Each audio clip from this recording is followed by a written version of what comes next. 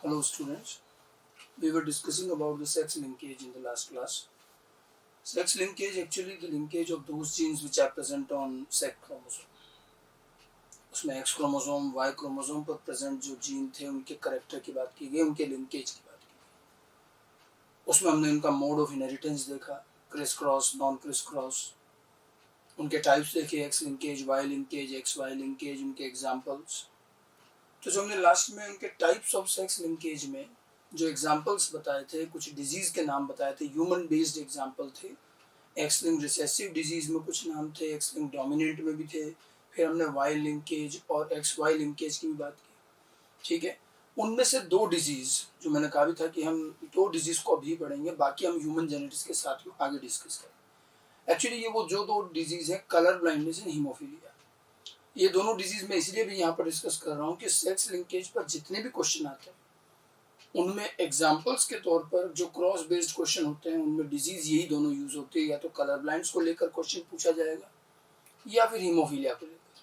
तो हम इस डिजीज को भी समझें, इनकी जीनोटाइप वगैरह कैसे लेना है और उनसे रिलेटेड क्वेश्चंस भी देखें कि एग्जाम में क्या क्या है।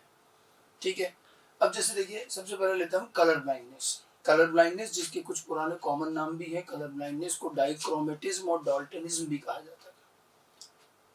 हॉर्नर नाम के साइंटिस्ट हैं जिन्होंने इसको डिस्कवर किया। ये जो डिजीज है ये एक्स लिंक्ड रिसेसिव डिजीज है, तो इसका इनहेरिटेंस ध्यान रखना है। एक्स लिंक्ड रिसेसिव हमने कहा भी था, जिस डिजीज को जो भी डिजीज का हम टैग बता रहे हैं उससे उसका नेचर पता चलता है। एक्स लिंक्ड रिसेसिव डिजीज उसका इनहेरिटेंस कि मतलब ये डिजीज का जीन एक्स क्रोमोसोम पर प्रेजेंट है और जीन के भी रिसेसिव एलील से डिजीज होगी। ठीक है, अब देखिए कलर ब्लाइंडनेस जो है of course it is a genetical character और जनरेशन टू जनरेशन इनहेरिट होता है और इसका जीन एक्स क्रोमोसोम पर है, तो एक्स लिंक्ड भी है। लेकिन colour blindness human point of view से देखा जाए तो बाकी और जेनेटिक डिसऑर्डर के कंपैरिजन में ये बहुत सीवियर डिजीज नहीं है। It is non लीदल, non pleiotropic. Pleiotropy और लीदलिटी हम पहले पढ़ चुके हैं। ठीक है, हमने प्लियोट्रॉपी में बताया था ज्यादातर डिसऑर्डर प्लियोट्रॉपिक हैं, एक जीन की वजह से डिजीज हो रही है लेकिन सिम्टम बहुत सारे आते हैं और वन जीन मेनी कैरेक्टर्स को क्या बोलते हैं, प्लियोट्रॉपी। लेकिन कलर ब्लाइंडनेस एक ऐसा जेनेटिक डिसऑर्डर है जिसमें कोई बहुत सारे सिम्टम नहीं है, ये सिंड्रोम नहीं है। सिंड्रोम कहते हैं ग्रुप ऑफ सिम्टम्स, इसका एकमात्र सिम्टम है और इस डिजीज में कभी डेथ नहीं होती। कलर ब्लाइंड पर्सन की कलर ब्लाइंडनेस की वजह से डेथ नहीं होती और वो अपनी पूरी लाइफ सर्वाइव करता है। ऐसी कोई बहुत बड़ी भारी डिजीज नहीं है कि बहुत परेशानी होगी और आदमी सर्वाइव कर जाता है लाइफ टाइम। ये नॉन प्लियोट्रॉपिक है, मतलब कोई बहुत सारे सिम्टम नहीं, सिंड्रोम नहीं है, एक ही, और नॉन लीदल है, मतलब इसमें डिजीज डेथ भी नहीं होती। सिम्टम क्या है इसका, inability to differentiate some fundamental colours. कुछ फंडामेंटल कलर जो हमारे तीन कलर होते हैं fundamental, red, green and blue, इनको डिफरेंशिएट नहीं कर पाते। ठीक है, तो केवल यह डिफरेंशिएशन की प्रॉब्लम है। ठीक है, आईज में कलर विजन के लिए कॉन्स होते हैं, जैसे रोड्स होते हैं dim light, poor light vision के लिए, तो कॉन्स कलर डिफरेंशिएशन के लिए रहते हैं। तो यहाँ कॉन्स डिफेक्टिव है और डिफेक्टिव कॉन्स की वजह से रेड, ग्रीन, ब्लू, ये जो हमारे तीन बेसिक कलर हैं इनमें डिफरेंशिएशन नहीं हो पाता। तो यहाँ प्रॉब्लम कलर डिफरेंशिएशन की है। हम यूं भी डायरेक्टली नहीं कहें कि कलर दिखाई नहीं देता है। ठीक है, डिफरेंशिएशन की के साथ साथ होने पर डिफरेंशिएट नहीं कर पाते। ठीक है, बाकी इसके अलावा पर्सन में और कोई प्रॉब्लम नहीं है, पर्सन मेंटली फिजिकली बिल्कुल फिट रहता है। कलर डिफरेंशिएशन के अलावा इसमें कई समस्याएं नहीं है। ठीक है, और इसलिए पर्सन अपनी पूरी लाइफ नॉर्मल वे में सर्वाइव करता है, बाकी सारे काम करता है। और ये जो डिजीज है इससे ऐसी भी कोई बड़ी परेशानी नहीं है कि सर्वाइव नहीं किया जा सकता। और colour differentiation is okay, normal routine daily life में इतनी ज्यादा जरूरत नहीं भी पड़ती। बस केवल इनको प्रॉब्लम उन लोगों में ज्यादा आती है जो कलर से ही रिलेटेड कोई काम या कोई प्रोफेशन है जहाँ कलर का ज्यादा रोल है। अदरवाइज नॉर्मल बाकी प्रोफेशन में ऐसी दिक्कत नहीं है, ये आराम से जी जाते हैं। ठीक है, कईयों को होती पता तक नहीं चलता उनको कलर ब्लाइंडनेस, हालांकि आगे जाके मालूम चलता है, लेकिन इससे दिक्कत कुछ नहीं होती। ठीक है, इसको डाल्टनिज्म इसीलिए कहा गया कि जॉन डाल्टन, आपने केमिस्ट्री में नाम सुना होगा, बड़े फेमस साइंटिस्ट है, उनको ये थी रेड ग्रीन कलर ब्लाइंडनेस, उनमें देखी गई सबसे पहले, और डाल्टनिज्म भी कहा गया। डाइक्रोमेटिज्म भी कहते थे, di means two, chroma means colour, दो कलर आपस में डिफरेंशिएट नहीं हो रहे, डाइक्रोमेटिज्म, डाल्टनिज्म जॉन डाल्टन की वजह से। अब इसमें भी देखिए यूजुअली कोई तीनों कलर ऐसा नहीं, कौन सा कलर डिफरेंशिएट नहीं होता उसके अकॉर्डिंग इसके हमने टाइप बनाए हैं। इस कलर ब्लाइंडनेस को हम 3 टाइप में डिवाइड कर सकते हैं, प्रोटेनोपिया, ड्यूटेनोपिया, ट्रिटेनोपिया। प्रोटेनोपिया जो होता है ये रेड कलर ब्लाइंडनेस है, ड्यूटेनोपिया ग्रीन कलर ब्लाइंडनेस है और ट्रिटेनोपिया ब्लू कलर ब्लाइंडनेस है। कलर के अकॉर्डिंग इनके 3 टाइप है, प्रोटेनोपिया, ड्यूटेनोपिया, ट्रिटेनोपिया, ध्यान रखिएगा। तो पूरा का पूरा जो है ये कलर डिफरेंशिएशन से रिलेटेड प्रॉब्लम है, ठीक है। अब देखिए इसको चेक भी किया जा सकता है, वैसे तो थोड़ा बहुत तो पर्सन को पता चल ही जाता है उसको डिफरेंशिएशन नहीं हो रहा है, लेकिन फिर भी हम उसको टेस्ट कर सकते हैं। इसकी टेस्टिंग की जाती है इशिहारा कार्ड से। जैसे हम कई बार नॉर्मल हमारी आई साइट चेक कराते हैं तो हम एक पर्टिकुलर डिस्टेंस पर कुछ लेटर्स, कुछ नंबर्स दिए जाते हैं इंक्रीजिंग और डिक्रीजिंग पैटर्न में, बड़े से छोटे में, और हम रीड करते हैं एक एक आंख से ताकि हमें मालूम चलेगा हमारा विजन कितना है। ये भी कुछ इसी तरह का, इसमें कलर्ड प्लेट्स होती है, कार्ड्स होते हैं और इसमें डबल कलर्ड है। एक बैकग्राउंड कलर होता है जैसे रेड बैकग्राउंड है, अब उस पर ग्रीन से कोई नंबर, कोई फिगर डॉटेड वे में बना हुआ होता है, सुपर इम्पोज्ड 2 कलर होते हैं। और डबल कलर वाली ये प्लेट एक पर्टिकुलर डिस्टेंस पर रखी जाएगी और पर्टिकुलर टाइम तक दिखाई जाएगी, उस दौरान आपको दोनों कलर पहचानने होते हैं। नॉर्मली ये 40 इंच की डिस्टेंस पर रखी जाती है और 15 सेकेंड्स के लिए दिखाई जाएगी, जिस दौरान अगर कोई पर्सन दोनों कलर रिकॉग्नाइज कर लेता है तो वो कलर ब्लाइंड नहीं है, और अगर उसको कलर डिफरेंशिएट नहीं हो पाता है तो कलर ब्लाइंड हो सकता है। ये एक इनिशियल लेवल का टेस्ट है, उसके बाद खैर और भी टेस्ट होते हैं।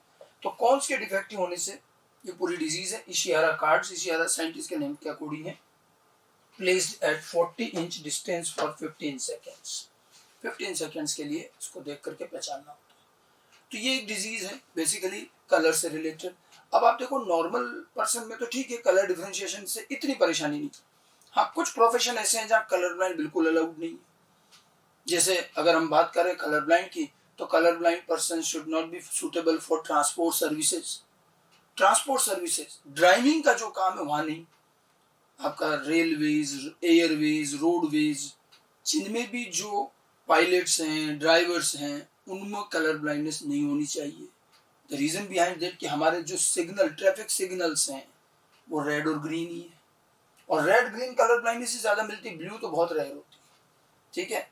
अब अगर ड्राइव करने वाले को और दोनों सिग्नल पास पास, रेड ग्रीन दोनों लाइट्स पास पास होती हैं, अगर वो डिफरेंशिएट ही नहीं कर पाएगा तो बड़े बड़े एक्सीडेंट कर देगा।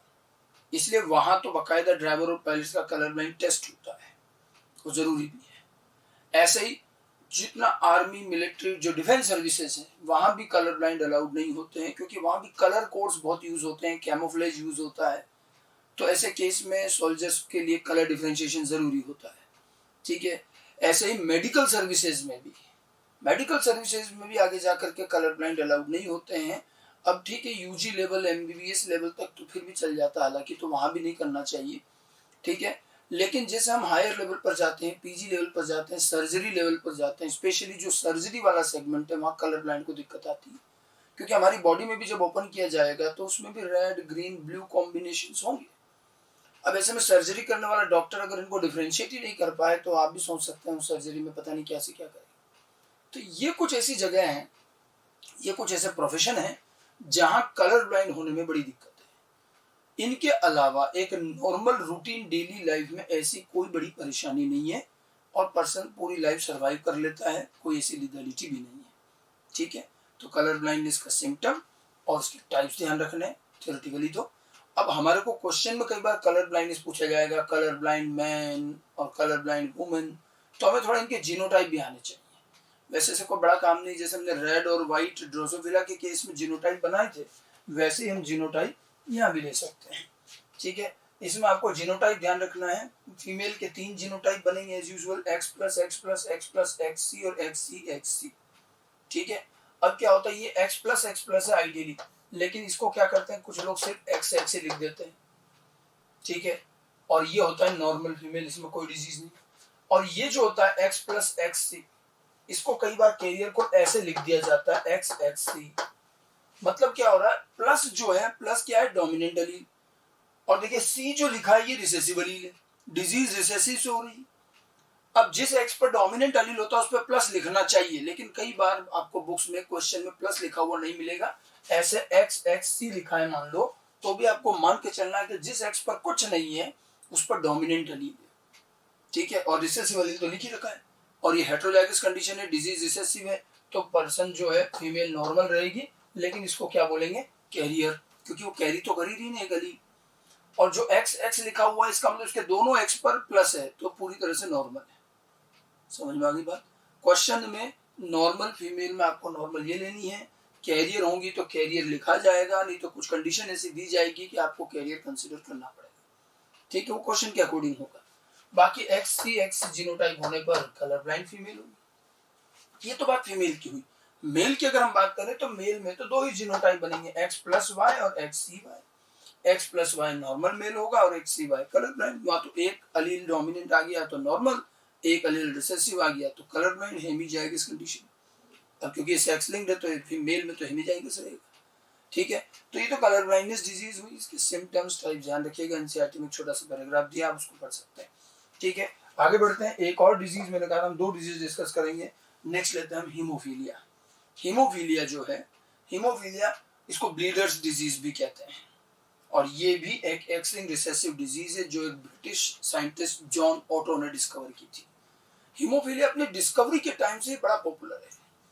एक्चुअली इसकी डिस्कवरी हुई थी ब्रिटिश रॉयल फैमिली में, ब्रिटेन के राज परिवार में, रॉयल फैमिली में जॉन ऑटो ने सबसे पहले इसको रिपोर्ट किया था। एक्चुअली वहाँ रॉयल फैमिली में ये देखा गया कि ब्रिटिश रॉयल फैमिली के कई मेल मेंबर्स में जब कोई इंजरी हो जाती थी, कोई कट लग जाता था, तो उनका ब्लड इजीली रुकता नहीं था, क्लॉट नहीं होता था। इससे पहले आपको थोड़ा ब्लड क्लोटिंग का मैकेनिज्म समझ में आना चाहिए कि ब्लड क्लोटिंग क्या चीज है। ब्लड क्लोटिंग आपको पता होगा, 11th में पढ़ते भी हैं। हमारा अगर कोई इंजरी हो जाती है, ब्लड फ्लो होने लगता है, तो थोड़ी देर में वहां पर कई प्रोटीन फैक्टर आकर डिपॉजिट होकर के पूरा क्लॉट बना देते हैं, रुक जाता है अपने आप। ब्लड क्लोटिंग फैक्टर में कई सारे प्रोटीन फैक्टर काम आते हैं, उनकी नंबरिंग होती है बकायदा 1 2 3 4, और वो 1 बाय 1 आकर के पूरा एक क्लॉट बना देते हैं। ठीक है, अगर अब किसी में वो क्लोटिंग फैक्टर एब्सेंट हो, भले एक भी एब्सेंट हो, तो क्लोटिंग में दिक्कत आती है, तो क्लोटिंग ढंग से हो नहीं पाती। ठीक है, तो यहाँ पर बेसिकली जो मेन सिम्टम है इसका, delaying of blood clotting, blood clotting delay हो जाती है, and it is due to the absence of some clotting factor.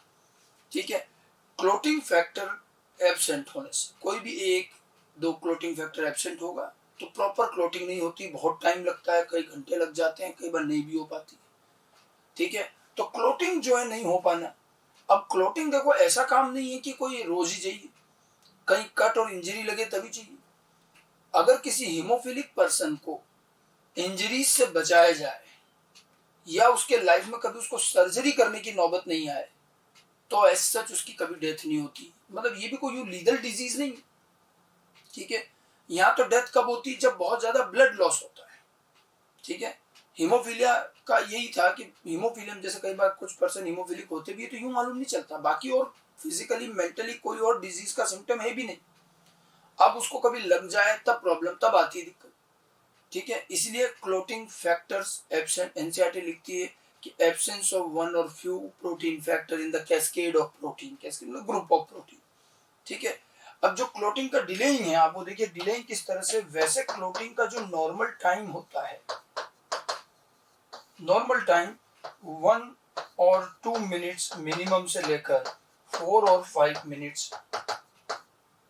ठीक है, 1-2 मिनट से 4-5 मिनट के अंदर क्लोटिंग हो जाती है, depending on person to person, depending on injury also, but within few minutes clotting हो जाती है। अब अगर यहाँ बात करें डिलेइंग की, तो ये क्लोटिंग डिले होती है may be half an hour और मे बी 24 आवर्स, मतलब कई आवर्स लग सकते हैं, हाफ एन आवर से सेवरल आवर्स। और कई बार इसमें जब क्लोटिंग नहीं हो पाती कई घंटों तक, तो इतना ज्यादा ब्लड लॉस हो चुका होता है, एक्सेसिव ब्लड लॉस से डेथ हो जाती है।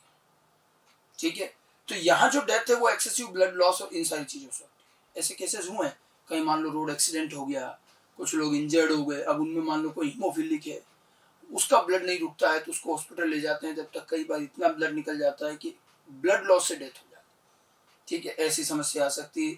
तो ये चीजें थोड़ी सी हैं, तो आजकल तो इसको मैनेज किया जा सकता है, हीमोफीलिया को आजकल मैनेज किया जा सकता है, क्लोटिंग फैक्टर तो नहीं है। आजकल हम बायोटेक्नोलॉजी, हम आगे बायोटेक के चैप्टर में बताएंगे ये चीज, बायोटेक्नोलॉजी से हमने ह्यूमन के ब्लड क्लोटिंग फैक्टर के जीन दूसरे एनिमल में ट्रांसफर किए और उनसे हमने क्लोटिंग फैक्टर बनवाया और आज हम वो यूज कर रहे हैं। तो आज हमारे पास क्लोटिंग फैक्टर अवेलेबल होते हैं, तो हम जो हीमोफिलिक पर्सन है उसको बाहर से क्लोटिंग फैक्टर दे सकते हैं और उसका क्लोटिंग करवाया जा सकता है। कई बार सर्जरी से पहले दिया जाता है, क्लोटिंग टेस्ट होता है, क्योंकि ऐसे केसेस हुए हैं कि पहले नहीं होता था, सर्जरी शुरू कर दी, बाद में मालूम चल रहा पर्सन हीमोफिलिक, तो ब्लड को रोकना वहाँ पर बड़ा दिक्कत हो गया। तो आजकल ये रेगुलर रूटीन हो जाता है, क्लोटिंग टेस्ट किया जाता है, कितने टाइम में क्लोट हो रहा है, ज़्यादा टाइम लग रहा है तो क्लोटिंग फैक्टर दे दी जाएंगे। तो मतलब अब इस डिजीज को और मैनेज किया जा सकता है, क्लोटिंग फैक्टर बाहर से दे सकते हैं और हम बायोटेक से उसको बना भी रहे हैं।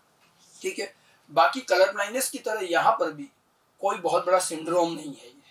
वहाँ भी एक ही डिजीज सिम्टम था और यहाँ भी एक ही सिम्टम है, दोनों ही नॉन प्लियोट्रोपिक डिजीज है एंड नॉन लीगल भी कह सकते हैं। यहाँ भी जो डेथ हो रही है वो ब्लड लॉस की ज्यादा इस डिजीज की वजह से नहीं हो रही, आप इसको बचा के रखिए, इंजरी नहीं होने दीजिए, कभी डेथ नहीं होगी। ठीक है, और ये रॉयल फैमिलीज में ही देखा गया। जॉन ऑटो ने तो पूरी रॉयल फैमिली की स्टडी करी कि आखिर आया कहाँ से डिजीज, तो वो चलते गए, पूरी इनकी जनरेशन टू जनरेशन इनका रिकॉर्ड रहता है और पूरी पेडिग्री बनाई गई और स्टडी की तो पता चला कि क्वीन विक्टोरिया में म्यूटेशन हुआ था और वो कैरियर थी। विक्टोरिया से फिर वो रिसेसिव अलील उनके दोनों सन में आया और वो पहली बार हीमोफिलिक थे रॉयल फैमिली में, और तब से लेकर आज तक भी वो हीमोफीलिया का रिसेसिव अलील रॉयल फैमिलीज में अब भी चलता है। ठीक है, ये यूं हट भी नहीं सकता और आज भी ब्रिटिश और यूरोपियन रॉयल फैमिलीज में हीमोफीलिया मिलता है।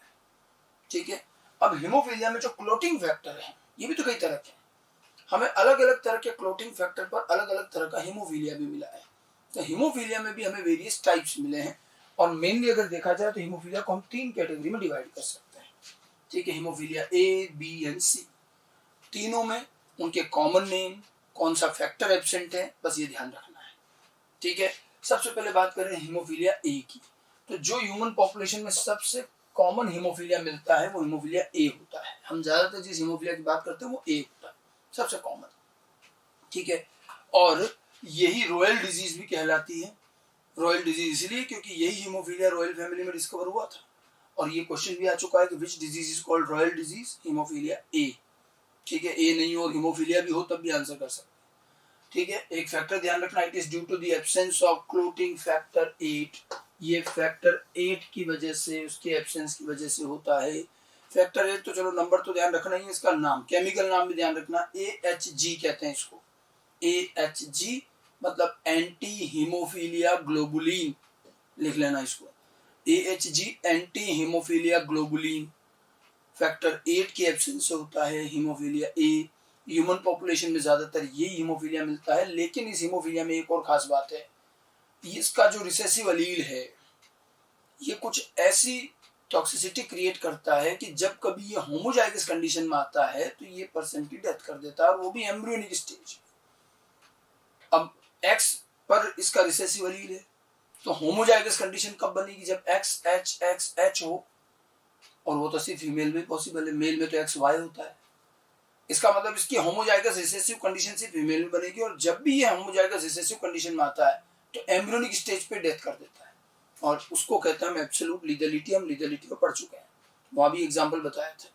ठीक है, ये एब्सोल्यूट लीगलिटी शो करता है, और XHXH कंडीशन में एम्ब्रियोनिक स्टेज पे डेथ हो जाती है, और ऐसी फीमेल चाइल्ड का बर्थ ही नहीं होगा। एम्ब्रियोनिक स्टेज पे मर जाने का मतलब बर्थ ही नहीं होता, और बर्थ नहीं होगा तो इसका मतलब फीमेल में तो हीमोफीलिया ए मिलेगा ही नहीं। लिविंग फीमेल में कभी हीमोफीलिया ए नहीं मिलता। क्यों नहीं मिलता, क्योंकि वो तो एम्ब्रियोनिक स्टेज पे डेथ हो जाती है, जिसमें भी डिजीज आएगी। तो ये जो हीमोफीलिया ए है, जो कि सबसे कॉमन हीमोफीलिया, वो मिलता है इसे मेल में है।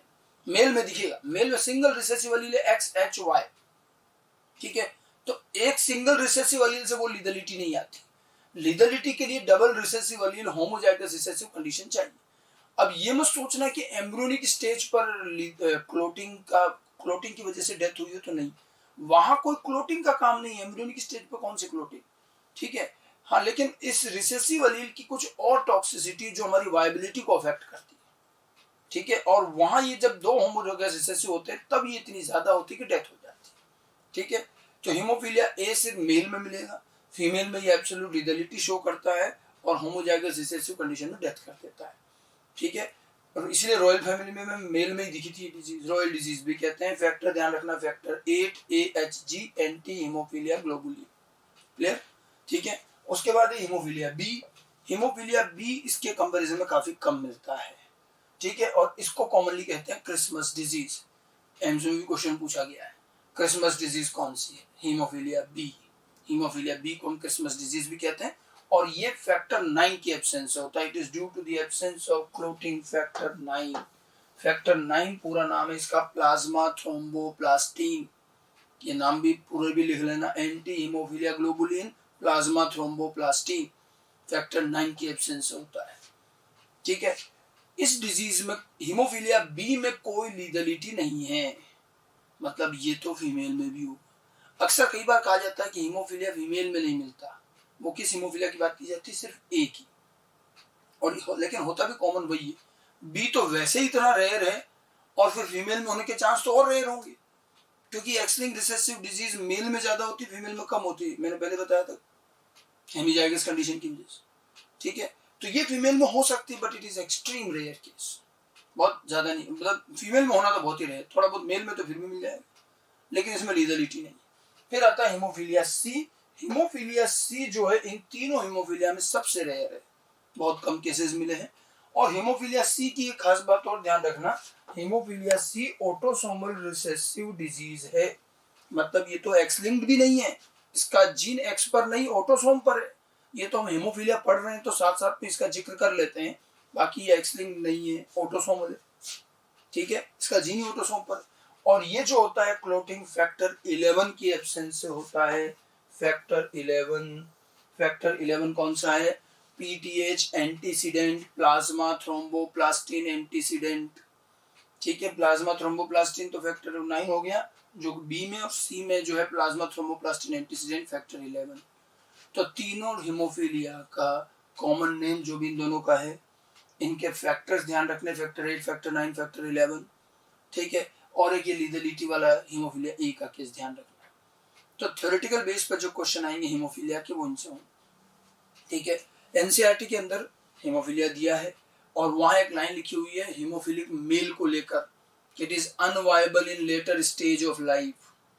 पर ध्यान रखना haemophilic male later stage of life में अनवायबल कैसे? हम ये मान के चलते हैं कि भाई हीमोफिलिक मेल जो होगा वो उसमें एब्सोल्यूट लीगलिटी तो नहीं होगी, तो वो बर्थ तो आएगा, लेकिन लाइफ में आगे जाकर के क्लोटिंग वगैरह नहीं होने की वजह से डेथ हो सकती है, इसलिए वो अनवायबल इन लेटर स्टेज लिखा जाता है। समझ में आ गई बात, ठीक है। इसके भी हम जीनोटाइप अगर बनाते हैं तो इसके भी जीनोटाइप बिल्कुल उसी तरह से ले सकते हैं, सेम उसी तरह से बनेंगे जैसे कलर ब्लाइंड से बनाए थे, वही x plus x plus x plus x H, ठीक है, और एक्स एच एक्स एच। जो x प्लस होगा इसको हो सकता है सिर्फ आपको जो है एक्स एक्स ही लिखा हुआ दिखे तो भी ये नॉर्मल फीमेल है, ये प्लस नहीं दिखाते हैं जैसा पहले बताया था। जो x प्लस एक्स एच है इसको एक्स एच ऐसे भी लिखा जा सकता है, और ये कैरियर होते, ये दोनों फीमेल तो खैर नॉर्मल होंगी। और ये जो कंडीशन है एक्स एच इसमें एम्ब्रियोनिक स्टेज में डेथ हो जाती है, ठीक है। ये हीमोफीलिया ए के अकॉर्डिंग है और ज्यादातर जीनोटाइप हम ए के अकॉर्डिंग ही लेते हैं। मेल में सच कुछ भी नहीं है, एक्स प्लस वाई नॉर्मल और एक्स एच वाई हीमोफिलिक हो जाए, ठीक है। तो ये हम हीमोफीलिया ए के अकॉर्डिंग ले रहे हैं। अगर आपको क्वेश्चन में इंटेंशनली ये लिखा जाए कि भाई हीमोफिलिक फीमेल है तो आपको कंसिडर करना पड़ेगा, क्योंकि हीमोफीलिया बी हो सकता है, ठीक है। तो ऐसे नहीं मान लेना कि नहीं हीमोफीलिया फीमेल में होता ही नहीं, क्वेश्चन ही गलत है। अगर क्वेश्चन में लिख रहा है तो आपको कंसिडर करके क्रॉस को पूरा करना है, ठीक है। तो कलर ब्लाइंडनेस और हीमोफीलिया ह्यूमन सेक्स लिंकेज के दो एग्जांपल हैं डिजीज बेस्ड, और हमारे जो सेक्स लिंकेज जो क्रिस क्रॉस और इन सब पर बेस्ड जो छोटे छोटे इनहेरिटेंस के क्वेश्चन आते हैं वो इन्हीं दो पर बेस्ड होते हैं। अब हम यहाँ पर थोड़े से 2-4 क्वेश्चन लेते हैं। मैं जो क्वेश्चन बता रहा हूँ सारे के सारे प्रीवियस ईयर AIPMT नीट में आए हैं, ठीक है। और ऑलमोस्ट हर साल एक ना एक क्वेश्चन सेक्स लिंकेज के बेस पे बन ही जाता है, ठीक है। तो इसको थोड़ा क्वेश्चन करना, और क्वेश्चन में कुछ भी नहीं होता, एक फैमिली की कंडीशन दी जाएगी कि फादर ऐसे हैं, मदर ऐसे हैं, तो चाइल्ड में क्या होगा, उनके ग्रैंड पेरेंट्स ऐसे हैं वैसे हैं। तो फैमिली रिलेशन को यूज करके आपको सिंगल मोनोहाइब्रिड बेस पर क्रॉस करना है। क्वेश्चन बहुत इजी रहते हैं, ढंग से पढ़ के करना होता है। हम 2-4 क्वेश्चन लेते हैं, आगे चलिए एक क्वेश्चन लिया जाए। अब ये क्वेश्चन देखिए, ये एग्जाम का ही क्वेश्चन है। In a family if both parents are normal but their fathers were colour blind, ठीक है। दोनों पेरेंट नॉर्मल है बट दोनों पेरेंट के फादर कलर ब्लाइंड थे, ठीक है। Then what will be the probability of colour blind daughter in their family. Question बहुत सीधा सा है। ऐसे केस में आप क्वेश्चन क्रॉस वाले क्वेश्चन को हवा में नहीं करें, ओरली नहीं करें, बकायदा उसको थोड़ा लिख के करें। हमें जो कंडीशन दी अपन वो तो लिख लेते हैं। जैसे हमें कहा है कि दोनों पेरेंट क्या है, नॉर्मल हैं, तो फादर और मदर दोनों नॉर्मल हैं, ठीक है। और दोनों के फादर कलर ब्लाइंड है, इनके भी फादर के फादर भी कलर ब्लाइंड है, मदर के फादर भी क्या है, कलर ब्लाइंड, ठीक है। अब देखो सॉल्व कैसे कर रहे हैं, दोनों के फादर कलर ब्लाइंड। अब हम सबसे पहले पेरेंट का जीनोटाइप बताएं, तभी तो हम कलर ब्लाइंड डॉटर होने के चांस बता पाएंगे। अब फादर अगर कलर ब्लाइंड है, मेल अगर कलर ब्लाइंड है, तो आप बिना कुछ देखे लिख सकते हो एक्स वाई, इसमें प्लस होता है वो लिखते नहीं कई बार, ठीक है। अब इनके तो फादर अगर कलर ब्लाइंड नहीं भी होते तो भी चलता है, तो वैसे लिख सकते हैं। वैसे इनके फादर कलर ब्लाइंड होंगे तो फादर का क्या जीनोटाइप होगा, एक्स सी वाई, यही तो होगा, ठीक है। अब जरा सोचो, फादर के फादर कलर ब्लाइंड है तो क्या फादर नॉर्मल हो सकते हैं? बिल्कुल, क्योंकि फादर से फादर में तो वैसे भी क्या आया होगा, वाई आया है ना, मेल से मेल में तो एक्स थोड़ी आता है, फादर का एक्स तो डॉटर में जाता है, इसलिए बिल्कुल फादर कलर ब्लाइंड होते हुए ये नॉर्मल हो सकता है। और ये तो फादर दिए हुए, नहीं तो अदरवाइज जरूरत भी नहीं थी, हम डायरेक्ट जीनोटाइप लिख सकते हैं। हाँ, डॉटर या फीमेल जब नॉर्मल दी जाती है तो हमारे पास दो कंडीशन होती है, वो नॉर्मल होमोजाइगस भी हो सकती है और कैरियर भी हो सकती है। इसलिए इसके फादर का रिलेशन दिया है कि इनके भी फादर कलर ब्लाइंड थे। अब मदर के फादर अगर कलर ब्लाइंड है, मतलब ये भी एक्स सी वाई हुए, ठीक है। और फादर का एक्स हमेशा डॉटर में आएगा ही आएगा, तो ये एक्स सी अगर इसमें आया और ये फिर भी नॉर्मल है, तो इनका जीनोटाइप क्या बन गया, एक्स एक्स सी, ठीक है। नॉर्मल फीमेल के फादर अगर कलर ब्लाइंड है, मतलब फीमेल कैरियर है, और मेल तो खैर पूरी तरह से नॉर्मल है। ये आ गया हमारे पेरेंट के जीनोटाइप। अब हमसे कह रहा colour blind daughter, colour blind daughter. आप देखिए इनके डॉटर कौन कौन सी बनी, अगर मैं इनके ऑफस्प्रिंग्स देखें तो देखिए डॉटर में एक एक्स इधर से एक एक्स इधर से, तो ये तो डॉटर पूरी तरह से नॉर्मल बनी, और ये वाला एक्स और ये एक्स आया तो ये डॉटर बनेगी कैरियर, यही तो हुई ना डॉटर, तो बाकी तो सन बनेंगे, ठीक है। अब इनमें कलर ब्लाइंड डॉटर होने के चांस क्या होंगे, कलर ब्लाइंड डॉटर के चांस क्या रहे, एक भी नहीं है, 0% कलर ब्लाइंड डॉटर, ठीक है। कलर ब्लाइंड डॉटर आ ही नहीं सकती। कलर ब्लाइंड डॉटर का जीनोटाइप क्या होगा, XC, ठीक है। और अगर XC होगा तो आप देखिए आपको दोनों पेरेंट से रिसेसिवली लाना पड़ेगा, मतलब आपको अगर ये जीनोटाइप चाहिए तो दोनों पेरेंट से रिसेसिवली लाएंगे तभी तो होगा। मदर से तो चलो आ भी जाएगा, फादर में तो है ही नहीं, इसलिए ये चीज पॉसिबल ही नहीं है। अब यहाँ एक काम का कंक्लूजन ध्यान रखना, आगे बड़ा काम आएगा, कि जब भी ये ध्यान रखना कि जब भी फादर अगर नॉर्मल है, ये देखो फादर अगर नॉर्मल है तो कोई भी एक्स-लिंक्ड रिसेसिव डिजीज डॉटर में आएगी नहीं। फादर के नॉर्मल रहते हुए एक्स-लिंक्ड रिसेसिव डिजीज डॉटर में नहीं आएगी। डॉटर कैरियर बन सकती है लेकिन अफेक्टेड कभी नहीं होगी, तो डॉटर अफेक्टेड होगी ही नहीं, क्योंकि फादर अगर नॉर्मल रहे तो फादर के पास डोमिनेंट एलील है, और फादर का एक्स हमेशा डॉटर में आएगा ही आएगा, तो डॉटर में भी जब डोमिनेंट एलील गया तो डॉटर में डिजीज नहीं आएगी, वो भी कौन सी, सिर्फ एक्स-लिंक्ड रिसेसिव डिजीज नहीं आएगी, ये ध्यान रखना है, ठीक है। तो ये चीज ध्यान रखना है कि फादर के नॉर्मल रहते, एक जनरल सा कंसेप्ट है, सब ह्यूमन जेनेटिक्स में आगे काम आएगा कि फादर के नॉर्मल रहते हुए एक्स-लिंक्ड रिसेसिव डिजीज डॉटर में नहीं आएगी, ठीक है। अगला एक क्वेश्चन और लेते हैं नेक्स्ट में, ठीक है। नेक्स्ट क्वेश्चन देखिए, a woman have 2 alleles of color blindness, woman में 2 alleles of color blindness है एंड 1 allele of hemophilia, एक allele उसमें हीमोफीलिया का है, ठीक है, on her X chromosome. If she marries with a normal man, अगर उसकी मैरिज नॉर्मल मैन से होती है, then what will be the probability of both the disorder in their son, इनके सन में दोनों डिजीज के आने के क्या चांस होंगे। This is another exam question, ठीक है। अब आपको क्या करना है, जो कंडीशन दी है उसके अकॉर्डिंग पहले आप जीनोटाइप लिखो, ठीक है। फीमेल का जीनोटाइप बना रहे हैं, क्या लिखा है, 2 alleles of color blindness and 1 allele of hemophilia on her X chromosome, तो XCXCH ये होगा। कलर ब्लाइंडनेस भी और हेमोफीलिया भी दोनों लिखेंगे, और दोनों लिंक्ड डिजीज है, एक ही क्रोमोसोम पर दोनों है ना, ठीक है। और नॉर्मल मेन से अगर मैरिज हो रही है तो मेन नॉर्मल तो एक ही जीनोटाइप होता है, ये हो गया जीनोटाइप। अब आपको देखना है कि सन में दोनों डिजीज के जाने के क्या चांस है, तो बहुत इजी गोइंग क्वेश्चन है। सन कैसे बनेंगे, देखिए फादर से एक्स आएगा, सॉरी वाई आएगा, तो मदर से देखिए सन बनने का किस तरह से रहेगा, या तो ये एक्स और वाई आया तो ये तो एक नॉर्मल सन बना, सॉरी एक्स सी वाई, ये XCY ये कलर ब्लाइंड सेल बनेगा, ठीक है। और ये वाला X और Y गया तो XCHY ये जो होगा ये कलर ब्लाइंड एंड हीमोफिलिक सन होगा। तो दोनों डिजीज के होने के चांस कितने हुए? 50% चांस हुए सन में। कलर ब्लाइंड तो सारे सन होंगे। देखिए फीमेल को कोई डिजीज हुई कि नहीं हुई? मदर कलर ब्लाइंड है, 2 एलील्स ऑफ कलर ब्लाइंडनेस, तो मदर कलर ब्लाइंड है लेकिन हीमोफीलिया नहीं है, हीमोफीलिया के लिए वो कैरियर है। तो मदर में अगर कोई एक्स लिंक्ड रिसेसिव डिजीज है, ये इनहेरिटेंस हमने पहले बताया कि मदर में अगर एक्स लिंक्ड रिसेसिव डिजीज है तो सारे सन में आएगी। तो मदर में अगर कलर ब्लाइंडनेस है तो सारे सन कलर ब्लाइंड तो होंगे ही होंगे, लेकिन क्योंकि हीमोफीलिया के लिए वो कैरियर है इसलिए कलर ब्लाइंड एंड हीमोफिलिक 50% ही बनेंगे, ठीक है। अगर आपसे पूछा जाता कि कलर ब्लाइंडनेस के क्या चांस है? 100%, और दोनों डिजीज के आने के चांस 50%। सिंपल सा क्वेश्चन, ठीक है। नेक्स्ट आगे लेते हैं अगला क्वेश्चन। नेक्स्ट क्वेश्चन ये बड़ा सिंपल सा क्वेश्चन है भी। A man whose father was colour blind, ठीक है, marries with a woman who had a colour blind mother and normal father. Woman की कंडीशन दे रखी है कि इनके मदर कलर ब्लाइंड है, फादर नॉर्मल है, और मैन जो है उनके भी फादर कलर ब्लाइंड। तो इस चीज को पहले हम जीनोटाइप के बेस पर लिखें तो man whose father was colour blind, ठीक है, फादर कलर ब्लाइंड है मैन के।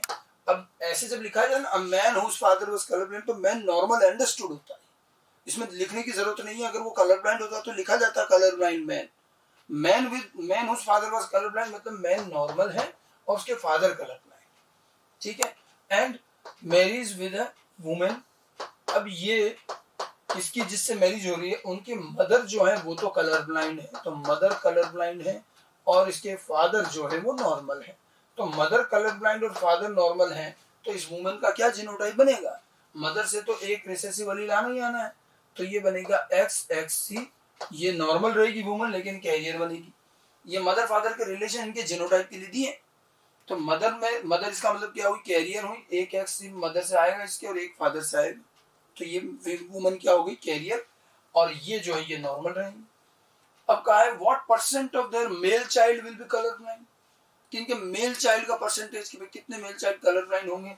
तो मेल चाइल्ड फिर से कैसे आएंगे? देखिए इसी तरह से बनेंगे दो पॉसिबल मेल चाइल्ड, तो एक तो XC और एक XCY। तो कलर ब्लाइंड सन के होने के चांस कितने हुए? 50%।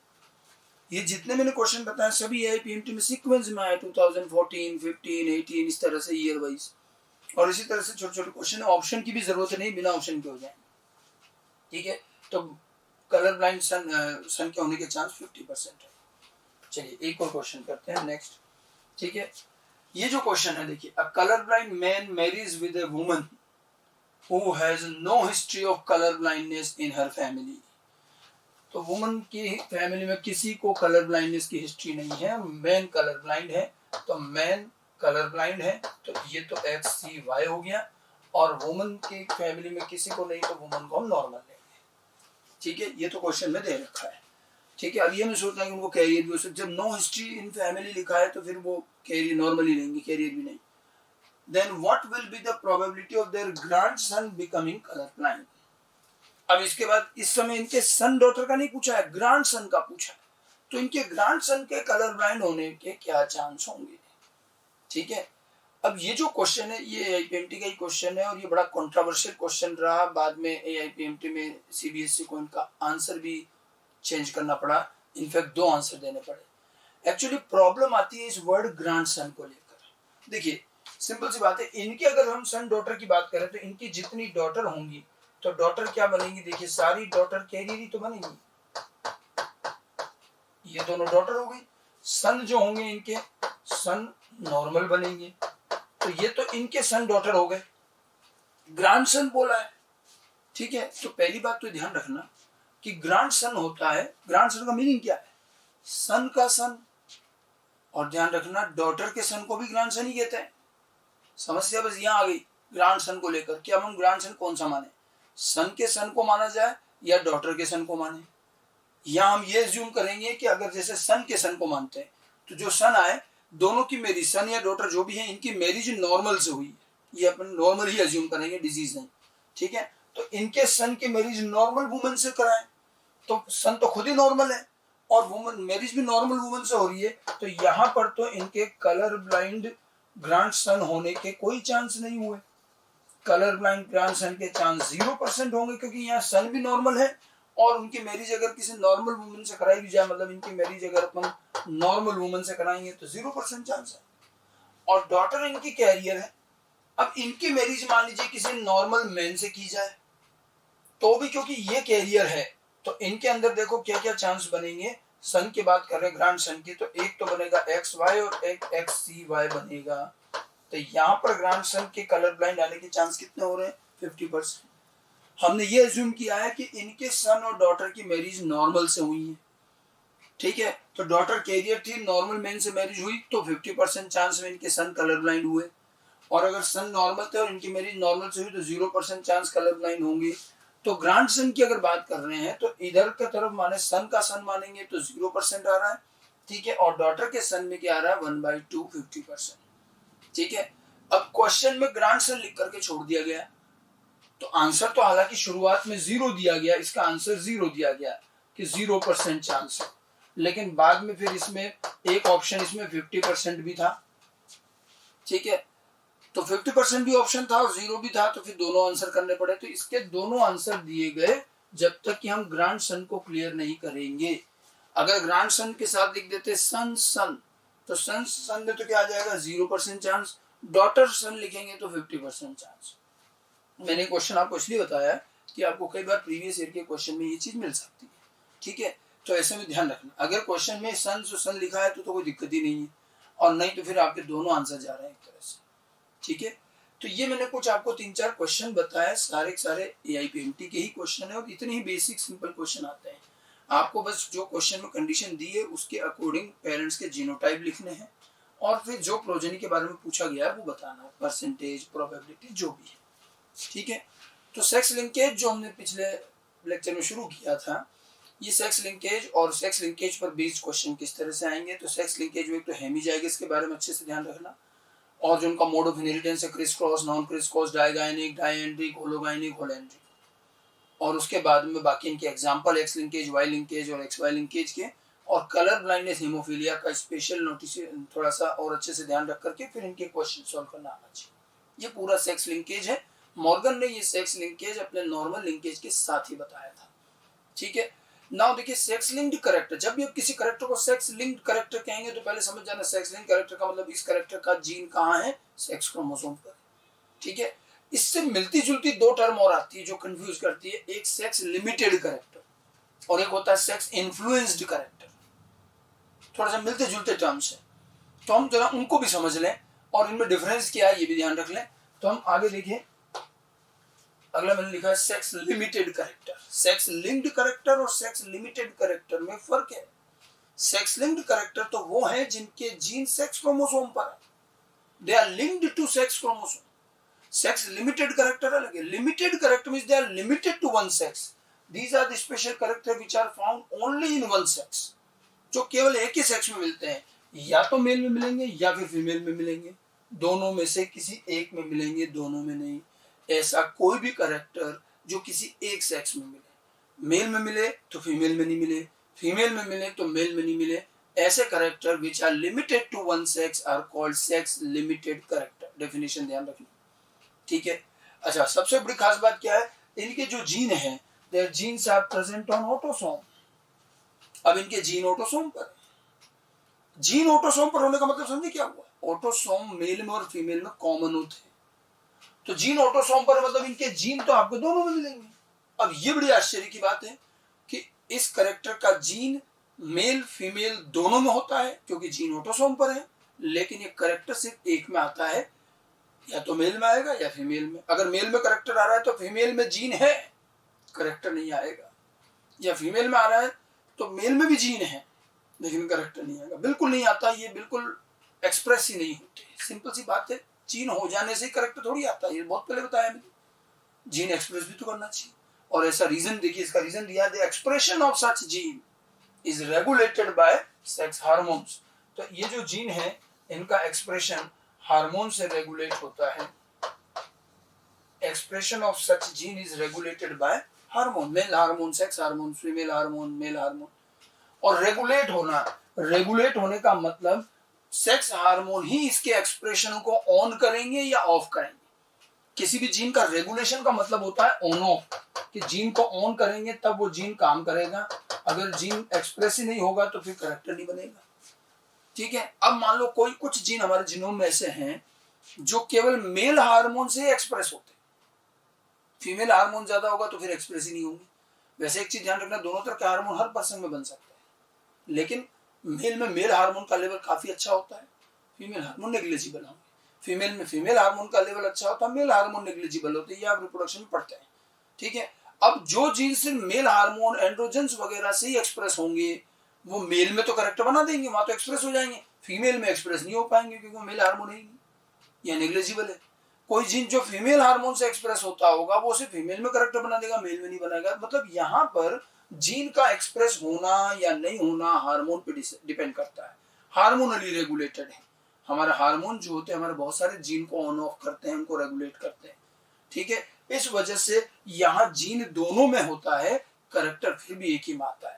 अब क्योंकि मेल में जो करेक्टर आता है वो कभी फीमेल में नहीं आता, फीमेल वाला मेल में नहीं आता, तो ये जो लिमिटेड करेक्टर हैं ये सेक्सुअल डायमॉर्फिज्म में काम आते हैं। ये मेल के अपने अलग होंगे, फीमेल के अपने अलग होंगे, और इनको देख करके आप मेल फीमेल मॉर्फोलॉजिकली पहचान भी पाएंगे। आप देखो हर स्पीशीज के अंदर मेल और फीमेल को देख के पहचान सकते हैं, कुछ करेक्टर होते हैं जो जिससे वो आइडेंटिफाई होते हैं। ठीक है, इनको कई बार हम सेकेंडरी सेक्सुअल करेक्टर भी कहते हैं। इनके जो एग्जांपल्स हैं, आप इनके एग्जांपल रिप्रोडक्शन में पढ़ते भी हैं। इनके एग्जांपल जैसे secondary sexual character in human being, human में जो सेकेंडरी सेक्सुअल करेक्टर है मेल के अलग हैं, फीमेल के अलग हैं, और ये करेक्टर इनके अपने स्पेसिफिक हैं जिनसे हम इनको मॉर्फोलॉजिकली पहचानते भी हैं। जैसे presence of beard and moustache in male, beard moustache का करेक्टर, दाढ़ी मूंछ का। अब ये जो है इसका जीन ऑटोसोम पर है, लेकिन ये मेल हार्मोन से एक्सप्रेस होता है, इसलिए ये मेल में करेक्टर बन जाता है, फीमेल में नहीं बनता। Development of mammary glands in female, mammary glands का डेवलपमेंट फीमेल हार्मोन से होता है, तो फीमेल में करेक्टर अच्छे से दिखेगा, मेल में नहीं दिखेगा। इसी तरह से deep voice in male, male female में जो वॉइस का डिफरेंस है, मेल की आवाज थोड़ी भारी रहती है, ये सब हार्मोनली रेगुलेटेड है। या मसल्स डेवलपमेंट, मेल में जो मस्कुलर डेवलपमेंट है वो फीमेल में वैसा नहीं होता। तो ये जितने करेक्टर हैं आप देखेंगे, और भी हैं बहुत सारे, ये ह्यूमन के मैंने बताया। अब ये मेल के अलग हैं, फीमेल के अलग है, तो इन सेक्स लिमिटेड करेक्टर के थ्रू हम जो है आइडेंटिफाई कर सकते हैं which one is male which one is female. पर ये ध्यान रखना ये सब करेक्टर एक तरह से सेक्स डिटर्मिनेशन में काम आ रहे हैं, मेल और फीमेल को पहचानने में, लेकिन आप देखिए इनके जीन सेक्स क्रोमोसोम पे नहीं है, ऑटोसोम पर है। मैंने आपको पहले भी कहा था कि जरूरी नहीं है कि सेक्स डिटर्मिनेशन या मेलनेस फीमेलनेस के सारे जीन सेक्स क्रोमोसोम पर ही हों, ये तो ऑटोसोम पर है। ठीक है, और एक्सप्रेशन हार्मोन से रेगुलेट होता है, इसलिए एक में आते हैं एक में नहीं आते। अच्छा, ह्यूमन के अलावा और भी ऑर्गेनिज्म में ऐसे एग्जांपल है, जैसे एक देखिए presence of antlers in male deer, deer के अंदर एंटलर्स का होना, एंटलर्स हम कहते हैं उनके सींग, हॉर्न, और डियर में बहुत इजी तरीका है मेल फीमेल पहचानने का। जो मेल होते हैं उनके सींग होते हैं, उनके एंटलर्स होते हैं, फीमेल में नहीं होते। तो जो सींग वाले हैं वो मेल नहीं है फीमेल, ऐसा हर एक स्पीशीज में कोई ना कोई करेक्टर होगा। ऐसे और देखिए ब्रिलियंटली कलर्ड प्लूमेज इन पिकॉक, आपने देखा होगा पिकॉक में बड़े बड़े जो कलरफुल पंख होते हैं जिनको फैला के नाचते रहते हैं, ये किसमें होते हैं, मेल में फीमेल में? ऑब्वियस सी बात है, लिख ही रखा है मेल, पिकॉक मेल ही तो होता है, फीमेल तो पी हैन होती है। ठीक है, बर्ड्स में और इवन पिकॉक में, इनमें सब में आप देखिए मेल जो होते हैं वो ज्यादातर बड़े अच्छे कलरफुल अट्रैक्टिव होते हैं, फीमेल रिलेटिवली सिंपल होती है, that is in birds only not in mammals. ठीक है, तो ब्रिलियंटली कलर्ड प्लूमेज, तो ये जो बड़े बड़े पंख होते हैं इनके, ये मेल में है फीमेल में नहीं है। तो इस तरह के आपको और भी अलग अलग ऑर्गेनिज्म में लिमिटेड करेक्टर मिल सकते हैं। अच्छा, इस बात का हमारे पास एविडेंस भी है, जो हम बार बार कह रहे हैं कि जीन दोनों में है, करेक्टर एक में आएगा, इस चीज का एविडेंस भी है हमारे पास। एविडेंस क्या है, दो डिजीज, हार्मोनल इम्बैलेंस के डिजीज, एक क्या रहता है सूडो हर्मोफ्रोडिज्म या हिरसुटिज्म, और एक है गायनेकोमेस्टिया, नाम सुने होंगे आपने, रिप्रोडक्शन में आते हैं। सूडो हर्मोफ्रोडिज्म में फीमेल में मेल करेक्टर इन फीमेल। अब मान लो किसी फीमेल में एबनॉर्मली मेल हार्मोन का लेवल बढ़ जाए तो सूडो हर्मोफ्रोडिज्म हो जाएगा, उसमें कुछ मेल लाइक करेक्टर आने लगे। ऐसे ही gynecomastia female character in male, male में फीमेल हार्मोन बढ़ जाता है तो वैसे करेक्टर आने लगते हैं। ठीक है, मेल में फीमेल करेक्टर, फीमेल में मेल करेक्टर, ये कभी कभी देखे जा सकते हैं। हार्मोनल इम्बैलेंस के ये डिजीज इस बात को कंफर्म करते हैं कि करेक्टर का जीन तो दोनों में है और ये तो हार्मोन की वजह से रुका हुआ था। जैसे हार्मोनल बैलेंस गड़बड़ हुआ तो एक्सप्रेशन भी हो गया, करेक्टर ही रिवर्स हो गए, मेल में फीमेल करेक्टर आ गए, फीमेल में मेल करेक्टर। ठीक है, तो ये है सेक्स लिमिटेड करेक्टर, जो सेक्स लिंक्ड करेक्टर से बिल्कुल अलग हैं। सेक्स लिंक्ड करेक्टर के जीन ही सेक्स क्रोमोसोम पर है, इनके तो जीन ऑटोसोम पर है। ठीक है, और सेक्स लिंक्ड वाला जो है वो तो XX XY के अकॉर्डिंग चलेगा, तो मेल फीमेल दोनों में भी आ सकता है, लेकिन ये करेक्टर किसी एक में ही आते हैं, ऑटोसोम पर होने के बावजूद भी हार्मोन इनको रेगुलेट करता है। अब देखिए, इसी से मिलती जुलती एक टर्म और है, sex influenced character. Sex linked character, sex limited character के बाद सेक्स इन्फ्लुएंस्ड करेक्टर। ये जो करेक्टर होते हैं ये मेल फीमेल दोनों में मिलते हैं। ठीक है, they are found in both male and female, but they express more frequently in any one. ये किसी एक के अंदर ज्यादा फ्रिक्वेंटली एक्सप्रेस होते हैं। या तो ये मेल में इजीली मिलेंगे तो फीमेल में रेयरली मिलेंगे, फीमेल में इजीली मिलेंगे तो मेल में रेयरली मिलेंगे। समझिएगा, लिमिटेड करेक्टर जो था वो एक ही में आता है, या तो मेल में आएगा तो फीमेल में नहीं आएगा, फीमेल में आएगा तो मेल में नहीं आएगा। और इन्फ्लुएंस्ड करेक्टर दोनों में आते हैं, एक में ज्यादा और एक में बहुत कम, रेयरली। अंतर यहीं समझ में आना चाहिए। इनका भी ये चीज कॉमन है कि their genes are also present on autosome and genes are found in both male and female. इनके भी जीन ऑटोसोम पर है और मेल फीमेल दोनों में होते हैं। तो सेक्स लिमिटेड करेक्टर और सेक्स इन्फ्लुएंस्ड करेक्टर में जीन ऑटोसोम पर है, जीन दोनों में मिलेगा, सब में मिलेगा। बट लिमिटेड करेक्टर एक में आता है, एक में नहीं आता। इन्फ्लुएंस्ड करेक्टर दोनों में आता है, एक में ज्यादा, एक में कम। ठीक है, और इसका रीजन क्या है? Expression of such gene influenced by sex hormone. अब देखो, हार्मोन का रोल तो यहाँ भी है और वहां भी था, लेकिन यहाँ हार्मोन का रोल इन्फ्लुएंस पर है, वो रेगुलेशन पर है। देखिए, सेक्स लिमिटेड करेक्टर में सेक्स हार्मोन ही एक्सप्रेशन को रेगुलेट कर रहा है कि वो ही तय करेगा कि एक्सप्रेस होना है कि नहीं होना है, और यहाँ हार्मोन केवल इन्फ्लुएंस करता है। इन्फ्लुएंस का मतलब है कि एक्सप्रेशन तो हो रहा है, अब हार्मोन की वजह से थोड़ा अच्छे से हो जाए, ज्यादा हो जाए, या हो सकता है सप्रेस हो जाए। मतलब यहाँ पूरा रेगुलेशन जो है वो हार्मोन पर डिपेंड नहीं है, हार्मोन की प्रेजेंस से वो इन्फ्लुएंस होता है, इफेक्ट होना। ठीक है, तो यहाँ केवल इन्फ्लुएंस है। जैसे कुछ जीन होते हैं जो मेल हार्मोन से सप्रेस होते हैं, फीमेल हार्मोन से प्रमोट होते हैं। अब वो करेक्टर तो दोनों बनाएंगे, लेकिन फीमेल में इजीली बनाएंगे, मेल में मुश्किल से आएगा, क्योंकि मेल हार्मोन से थोड़े सप्रेस हो रहे हैं। ठीक है, फीमेल में इजीली आ जाएंगे। अगर कोई करेक्टर ऐसा है जो फीमेल हार्मोन से सप्रेस होता हो, मेल से इजीली आ रहा होगा, तो मेल में अच्छे से आ जाएगा, फीमेल में कम आएगा। मतलब आएंगे दोनों में, लेकिन किसी में ज्यादा, किसी में कम। क्यों डिफरेंस ध्यान रखिए। इसका एक बड़ा अच्छा एग्जांपल हमें मिलता है, ह्यूमन में करेक्टर है पैटर्न बाल्डनेस इन ह्यूमन में। ह्यूमन में बाल्डनेस का करेक्टर, गंजापन जिसको कहते हैं, हेयर लॉस, ये जेनेटिकल भी होता है। पैटर्न बाल्डनेस तो जेनेटिकल है, और ये जेनेटिकल डिजीज है, ऑटोसोम पर होता है। और सबसे बड़ी बात देखिए, इसका जो डोमिनेंट एलील है उससे बाल्डनेस आती है, और नॉर्मल जो हेयर कंडीशन है वो नॉर्मल कंडीशन रिसेसिव है। ह्यूमन में बाल्डनेस डोमिनेंट है, ध्यान रखना। ठीक है, अब ये जो जीन है तो ऑटोसोम पर है, अपने हिसाब से एक्सप्रेस होता है, लेकिन इसके एक्सप्रेशन पर हार्मोन का इन्फ्लुएंस है, और ये फीमेल हार्मोन से थोड़ा सप्रेस होता है, मुश्किल से एक्सप्रेस हो पाता है। फीमेल हार्मोन उसको सप्रेस करता है, मेल हार्मोन नहीं। ठीक है, और इसीलिए फीमेल में जब कभी आएगा, और इन्फ्लुएंस भी कब दिखेगा, जब मान लो दोनों अलील है। अब दोनों अलील कब आएंगे? हेटेरोजाइगस में।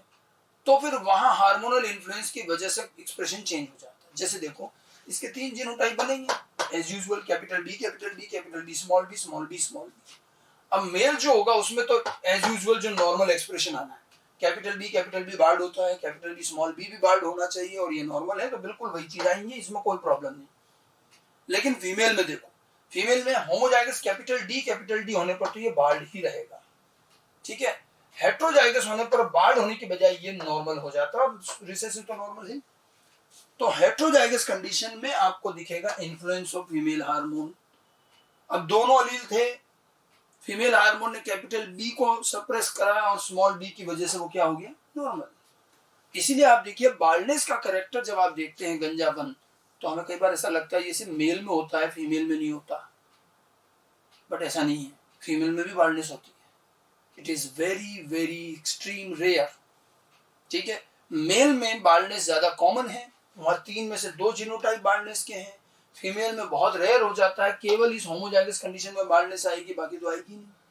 और होमोजाइगस कंडीशन ह्यूमन में रेयरली बनती है, ठीक है। इसीलिए आपको फीमेल में बाल्डनेस नेग्लिजिबल दिखाई देगी, होती है बहुत रेयर केस में होती है, और मेल में ज्यादा कॉमन दिखेगी। तो अब ये करेक्टर आ तो दोनों में रहा है, मेल में ज्यादा इजीली आ रहा है, फीमेल में कम आ रहा है, क्योंकि फीमेल हार्मोन से सप्रेस हो रहा है। इस तरह के करेक्टर सेक्स इन्फ्लुएंस्ड करेक्टर होते हैं, समझ गए। तो 3 टर्म हो गई, sex linked character, sex limited character and sex influenced character. अब इसमें बस आपको ये ध्यान रखना है तीनों में डिफरेंस क्या रहा। सेक्स लिंक्ड करेक्टर के जीन सेक्स क्रोमोसोम पर हैं और वो क्रिस क्रॉस पैटर्न पर चलते हैं। सेक्स लिमिटेड करेक्टर और सेक्स इन्फ्लुएंस्ड करेक्टर का जीन ऑटोसोम पर है और जीन दोनों में मिलेंगे। लिमिटेड करेक्टर एक ही सेक्स में मिलता है, दूसरे में मिलता ही नहीं। और इन्फ्लुएंस करेक्टर दोनों सेक्स में मिलता है, एक में ज्यादा आता है, एक में कम आता है, समझ में आ गई बात। तो कंपैरेटिवली तीनों का डिफरेंस और इनके एग्जांपल ध्यान रखेंगे। सेक्स लिंकेज और जो क्वेश्चंस और क्रिस क्रॉस और ये सब चीजें बताइए, इनको अच्छे से ध्यान रखिए। Okay, hello student, in the last lecture we have completed one of the important part of the chapter, and that is linkage and sex linkage.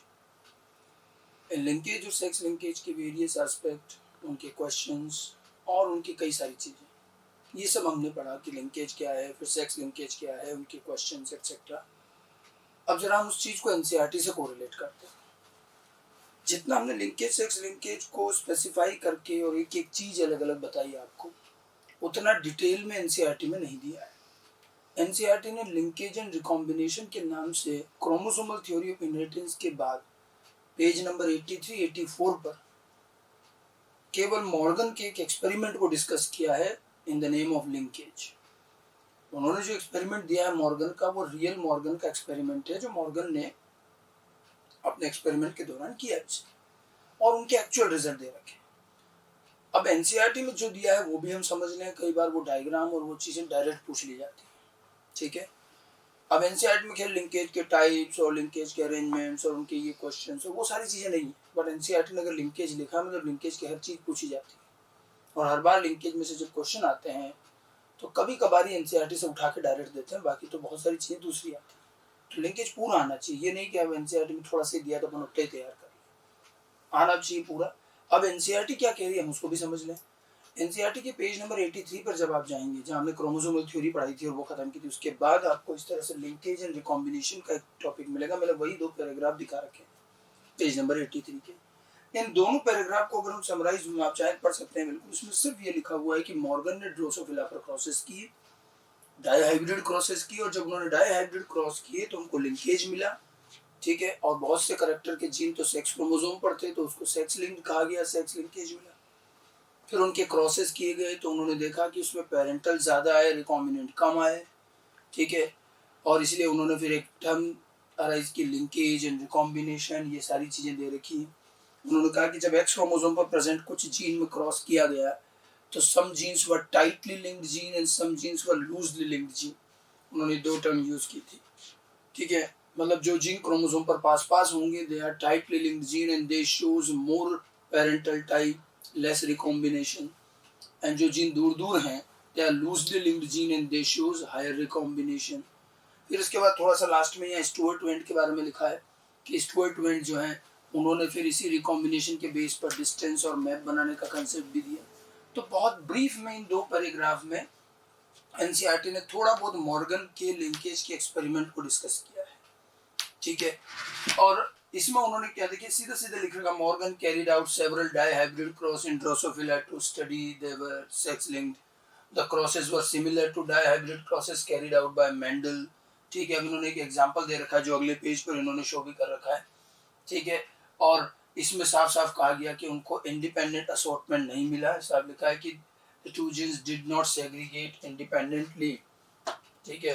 इसमें दिया गया है कि ये इंडिपेंडेंटली सेग्रीगेट नहीं होते हैं और 9331 का रेशियो, वो एक्सपेक्टेड रेशियो नहीं मिलता है, ठीक है। उन्होंने ये भी देखा गया कि आगे लिखा है उन्होंने कि Morgan and its group knew that the genes were located on X chromosome and saw quickly that when 2 genes in a dihybrid cross were situated on same chromosome, the proportion of parental combination, यहाँ लिखा हुआ they situated on same chromosome, the proportion of parental gene combinations were much higher than non-parental type, ठीक है।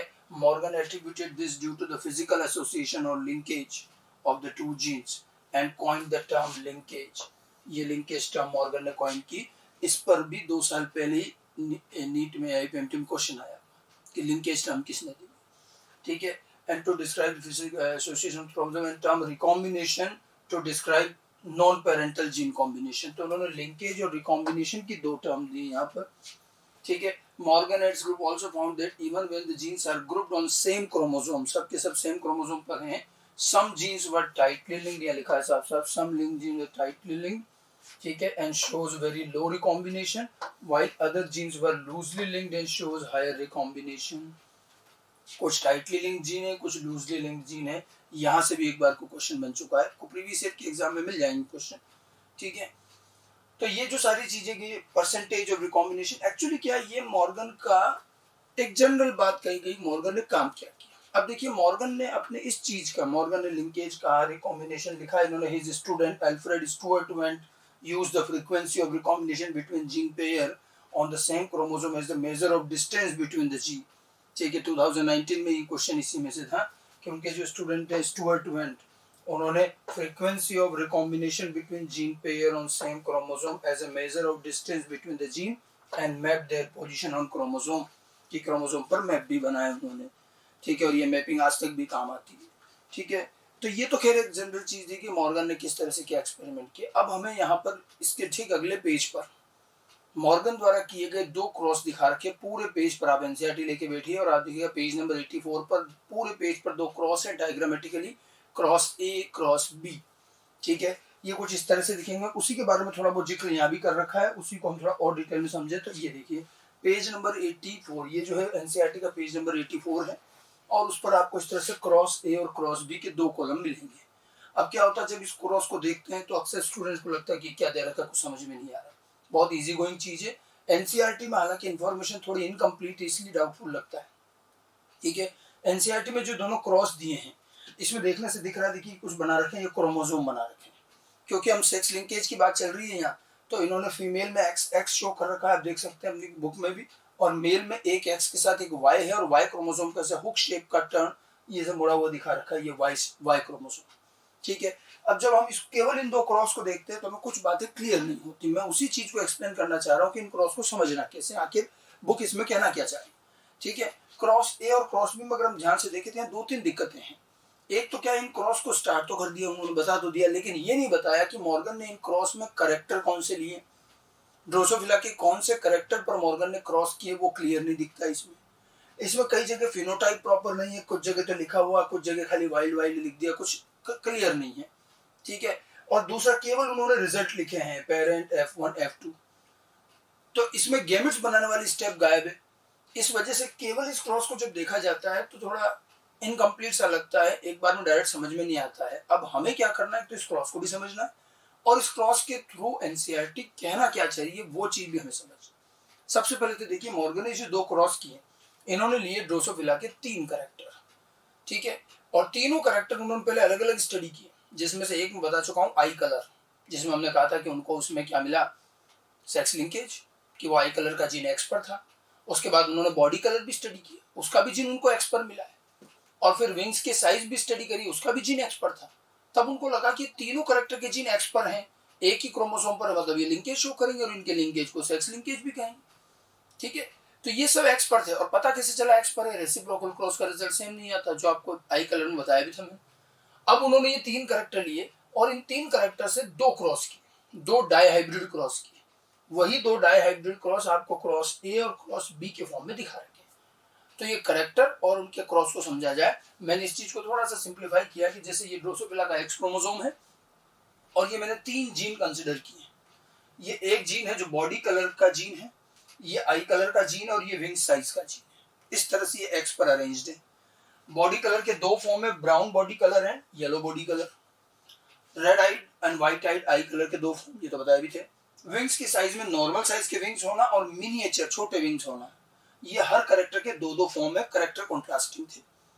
अब यहाँ जो symbol लिए हैं इन्होंने Y+W+, हम उसी चीज को यूज करें, ठीक है। सिंबल हम उन्हीं के लेंगे। तो इन्होंने येलो के लिए तो क्या सिंबल दिया है, येलो के लिए जो सिंबल दिया है वो है Y, तो फिर ब्राउन के लिए हम क्या कर देते हैं Y+, मॉर्गन वाली तरीका।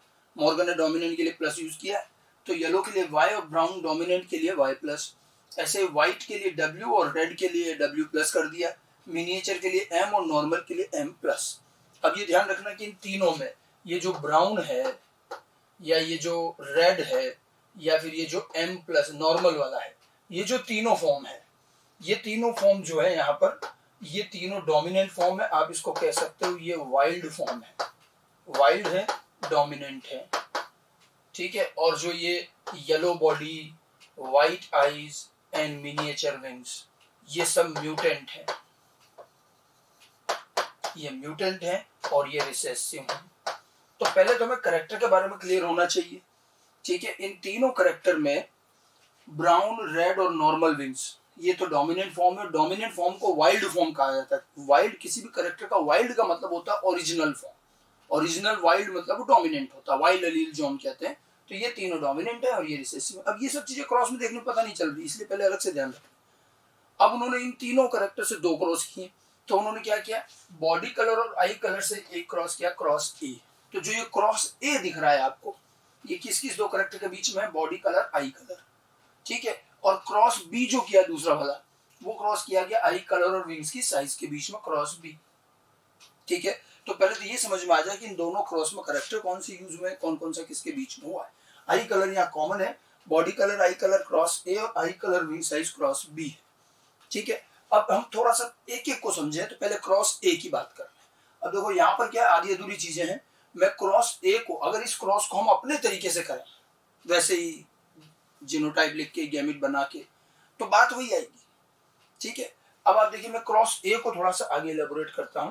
तो आगे ये है क्रॉस ए, ले लिया हमने, सिर्फ मैंने यहाँ रख रखा साइड में। अब इसको अपन अपने तरीके से करते हैं। ये क्रॉस किस किस के बीच में किया गया है, female yellow and white, yellow body, body colour and I colour था, तो yellow body colour, white eyes, और क्रॉस किया गया मेल ब्राउन एंड रेड। अगर हम ये चीज यहाँ देखें, तो यहाँ पर देखो किसके बीच में दे रखा है, ये yellow and white wild type. यहाँ देखो फीमेल तो दिया है येलो व्हाइट, वही लिखा है मैंने, और मेल में लिखा है वाइल्ड। तो वाइल्ड का मतलब क्या है, डोमिनेंट। आप अब यहाँ क्या, फिनोटाइप पूरे नहीं है, वाइल्ड लिख दिया, जबकि लिखना वास्तव में चाहिए ब्राउन एंड रेड। होता है ये डोमिनेंट वाइल्ड ही है, लेकिन अपन ब्राउन एंड रेड लिख इसकी जगह, ठीक है। और ये देखिए एक्स पर वाई डब्ल्यू लिखा है, मैंने वही चीज बना रखी यहाँ, और यहाँ एक्स पर वाई प्लस डब्ल्यू प्लस, और ये वाई क्रोमोसोम पर ये जीन ही नहीं है, एक्स वाई है मेल में और ये है एक्स। समझ में आ गई बात। तो ये हमने वही 2 पेरेंट मैंने यहाँ लिख लिए, हम इसको अपने तरीके से करते हैं। अब इनके गैमेट बनाता, अब यहाँ क्या उन्होंने गैमेट की स्टेप गायब कर दी, अपन गैमेट बना के करते हैं। तो इसका गैमेट बनाएंगे होमोजाइगस, देखो Y Y W W homozygous है, एक ही टाइप का गैमेट बनेगा, ये बन गया। तो उस एक्स क्रोमोसोम में वाई डब्ल्यू गैमेट बनेगा। और इधर जो है ये तो वैसे भी एक्स और वाई है, तो ये तो अलग अलग गैमेट में जाएंगे, 2 टाइप की गैमेट बनेंगे। इसमें तो आ गया Y plus W plus X, और इसमें आ गया वाई, ठीक है। अब इन गैमेट का फ्यूजन हुआ, F1 जनरेशन बनेगी। तो F1 में देखिए इन दोनों के फ्यूजन से ये XX कॉम्बिनेशन बना, और इन दोनों के फ्यूजन से क्या बना, ये XY। तो ये तो F1 का क्या हुआ, ये तो फीमेल कॉम्बिनेशन है और ये मेल कॉम्बिनेशन बना। तो ये F1 मेल फीमेल। इसका जरा फिनोटाइप लिख सकते हैं अपन। इसका अगर अपन फिनोटाइप लिखें, तो इसका फिनोटाइप क्या आएगा फीमेल का, देखो यहाँ से क्या आ रहा है, वाई डब्ल्यू, उधर से वाई प्लस डब्ल्यू प्लस, तो डोमिनेंट आया। तो y प्लस डब्ल्यू प्लस की वजह से यहाँ पर y प्लस होने का मतलब क्या हुआ, ब्राउन बॉडी कलर, ठीक है। और w प्लस मतलब red eyes, brown and red. और इधर ये y w है, मतलब y का तो क्या हो जाएगा, ये येलो, और ये वाइट, ये हो गया। तो F1 में जो प्रोजेनी आए, F1 के प्रोजेनी क्या है, फीमेल ब्राउन एंड रेड और मेल येलो एंड व्हाइट। अब यहाँ देखो, यहाँ भी वही चीज नजर आ रही है आपको। अब यहाँ इन्होंने क्या लिख दिया, XX, मतलब ये फीमेल है, ठीक है। और फीमेल में क्या लिखा हुआ, वाइल्ड टाइप, और मेल में लिखा है येलो एंड व्हाइट। तो मेल में तो येलो एंड व्हाइट आ रहा है, रिसेसिव तो लिख रखे हैं, डोमिनेंट नहीं लिख रखे हैं, वाइल्ड लिखा है। तो देखो जो फीमेल में वाइल्ड टाइप लिखा है, तो ये वाइल्ड टाइप क्या हुआ, ब्राउन एंड रेड, यही आ रहा है, Y W Y plus W plus, और ये वो का वही आ रहा है। तो ये जो चीज आई है वो आपको गैमेट बना के करोगे और इजीली आ रही है। और यहाँ तक भी देखो तो आपको बहुत अच्छे से क्रिस क्रॉस भी दिख रहा है। देखो यहाँ पर फीमेल पेरेंट है येलो एंड व्हाइट, तो अगली जनरेशन में सारे के सारे इनके सन येलो और व्हाइट है, तो ये क्रिस क्रॉस दिख रहा है, नहीं दिख रहा है यहाँ से, ठीक है। और इधर मेल ये जो वाइल्ड थे ब्राउन रेड, तो ये सारी डॉटर्स ब्राउन रेड आई है, ठीक है। तो एक क्रिस क्रॉस भी नजर आ रहा है इसके अंदर।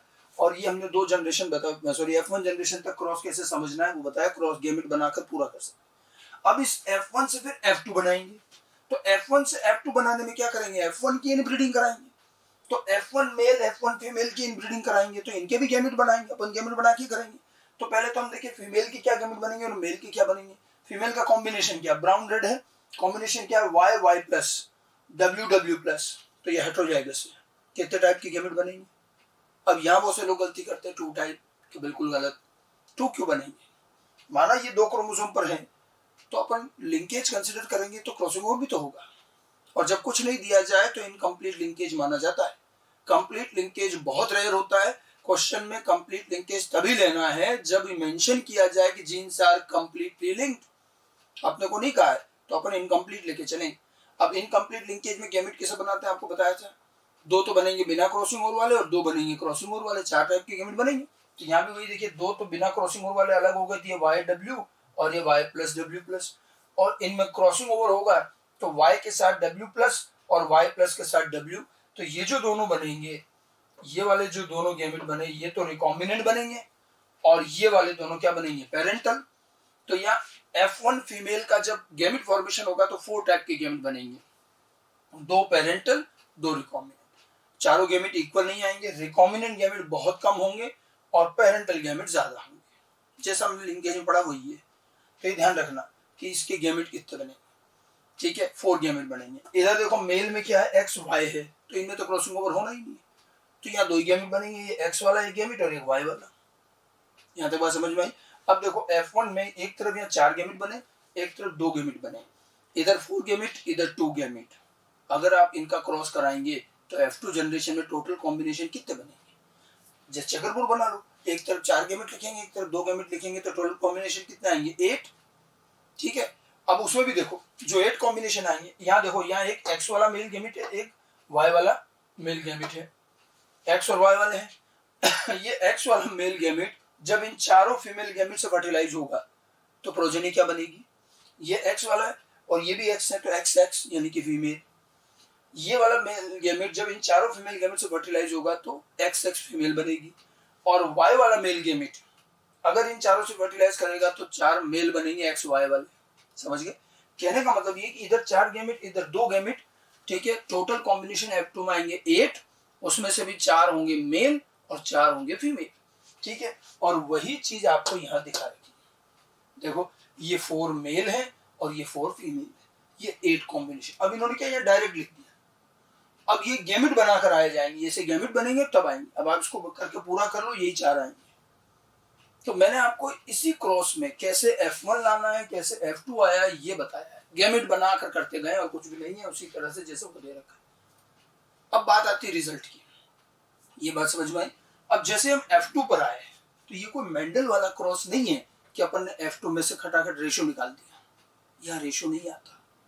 ये 4 टाइप से 8 जो भी आए वो बनेंगे जरूर, लेकिन यहाँ गैमेट को इक्वल क्वांटिटी में थोड़ी है, तो कोई फिक्स रेशियो नहीं आ सकता। ये 2 तो बहुत कम है, ये 2 बहुत ज्यादा है, तो बनेंगे तो सारे, लेकिन कुछ बहुत कम बनेंगे कुछ बहुत ज्यादा। अब देखो ये दोनों रिकॉम्बिनेंट गैमेट ही बहुत कम है, जब रिकॉम्बिनेंट गैमेट कम है तो प्रोजेनी भी तो कम आएंगे। ठीक है, और पेरेंटल गैमेट बहुत ज्यादा है तो पेरेंटल प्रोजेनी क्या आएंगे, ज्यादा आएंगे। ठीक है, तो वही चीज आपको नजर आ रही है कि जब ये F2 जनरेशन में ये क्रॉस किया गया, जितनी प्रोजेनी आई उनको जब काउंट किया गया तो ये रिजल्ट इन्होंने यहाँ पर दे रखा है, और रिजल्ट जो दिया हुआ है यहाँ पर, ये रिजल्ट यहाँ दे रखा है। ठीक है, इस रिजल्ट में देखो क्या हुआ है, यहाँ रिजल्ट अगर आप देखोगे तो आपको मिलेगा पेरेंटल टाइप रिकॉम्बिनेंट टाइप, और लिख रखा है यहाँ पर 98.7% तो पेरेंटल है।